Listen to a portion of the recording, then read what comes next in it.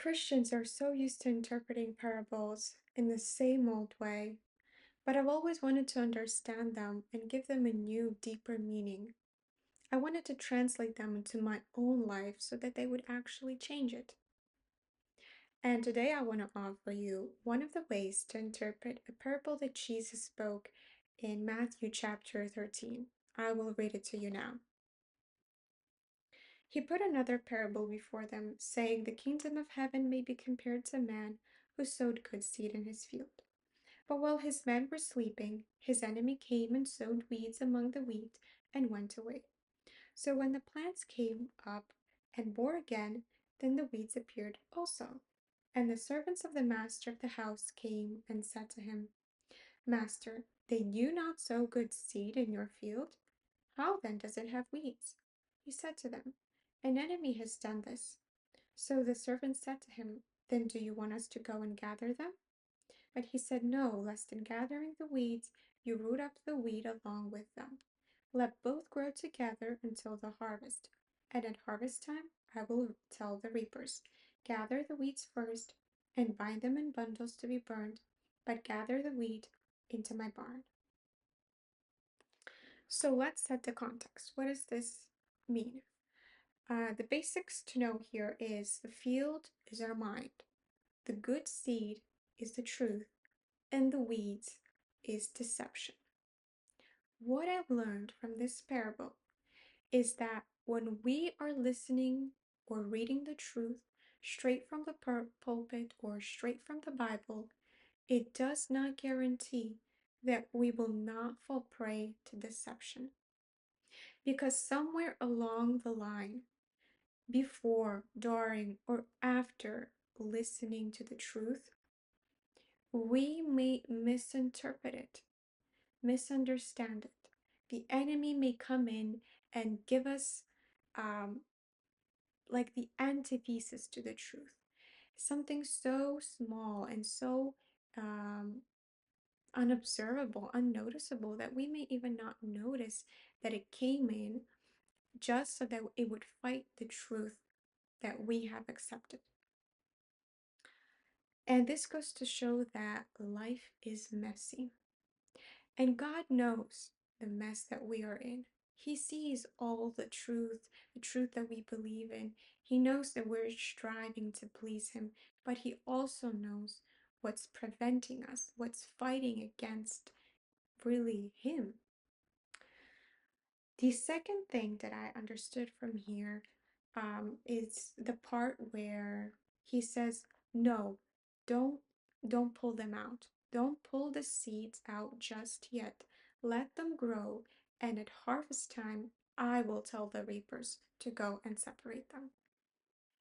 What this means is not all false beliefs and convictions and deceptions that we believe in are meant to be pulled out right here and right now. Some things take time, and some things will never be pulled out because people are just not ready for it.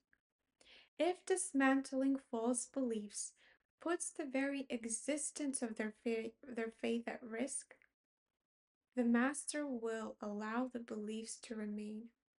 Jesus will not break to the point of no return, because it says earlier in Matthew chapter 12, "A bruised reed he will not break, and a smoldering wick he will not quench." If your faith is just a dwindling candle, then he will not do anything to threaten the livelihood of that candle. He will make sure he does everything to protect it and for the fire to keep burning, no matter how small, no matter how weak it is. Another way to interpret and apply this into our lives is think of Christian denominations. There are so many of them, and yet each one of them believes that they understand the Bible correctly. They know who God is, and everyone else should convert and become a part of their denomination. But the truth is, everyone is as much as they're mistaken. Everyone is both right in some ways and wrong in other ways. And we have to recognize that life is messy and none of us are going to be perfect here. None of us will ever reach perfection here on earth. We will be perfect in heaven because we'll be in the all consuming presence of God. There will be just no room for imperfection and mistakes. But here, we're all wrong in our own ways. And so there is it is immature to think that everybody should copy me and everybody should follow me because I'm the ultimate carrier of truth. No, Jesus is the ultimate carrier of truth. We are simply the carriers of truth. And somewhere along the line, we let a mistake. We slipped and we don't recognize our mistake. We don't even, we're not even aware of the subconscious false beliefs that are at work within us, that are distorting the truth for us and for the people around us. But God is good and God is merciful and He's patient with us.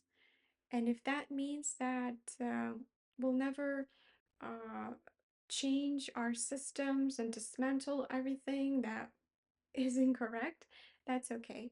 As long as you believe in God and as long as you're striving to please Him, He will do everything in His power to protect you and support you to the end of your journey. But if you're ready and if you're willing to dismantle false beliefs in your mind and to weed out, to pull out those weeds of deception, then just tell God and together you can make it happen. But everything will happen in its own time so that it doesn't put the existence of your faith in God at risk.